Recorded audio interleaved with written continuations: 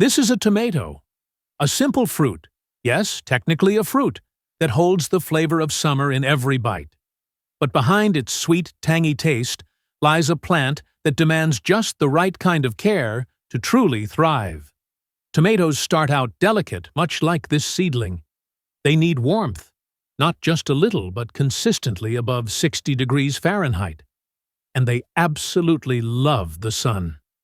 Think of them as little solar panels with leaves. Give them 6 to 8 hours of sunlight a day, and they'll reward you with blooms and eventually fruit. Now let's talk about water. This is where many gardeners get it wrong. Tomatoes don't like wet leaves. Wet leaves invite disease. Instead, water deeply at the base and do it early in the day. That way, moisture sinks to the roots, and any stray droplets on the leaves have time to evaporate. This is where the magic begins. Flowering. But flowers are just the beginning. Tomatoes need nutrients to turn these blooms into juicy fruit. Compost is gold here. Add some to the soil when planting, then boost growth with a balanced fertilizer every 2 weeks once flowering begins. But even the strongest tomato needs a little help standing tall. That's why support matters. Cages, stakes, or trellises, they all work.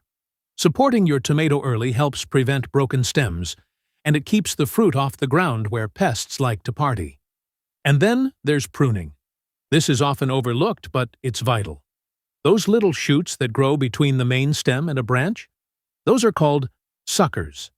And they suck, literally, energy from the plant. Pinch them off early to encourage larger, tastier tomatoes. This is mulch. It may not look exciting, but it's a game changer. Mulch locks in moisture, keeps roots cool, and stops weeds from stealing nutrients.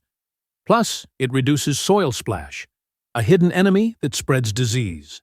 Now, if you see this, yellowing leaves or curling edges, it's your plant waving a red flag. It could be overwatering, underfeeding, or a disease. Pay attention. Your plant speaks. You just have to learn its language. And when the tomatoes finally turn from green to red, or yellow-orange, or even purple depending on your variety, that's when your patience pays off. Gently twist and pull. Never yank. They bruise easily, and you've worked too hard for that. So this is a tomato. It needs sunlight, deep watering support nutrients, and just a bit of your attention. Give it those, and it'll give you summer. One bite at a time.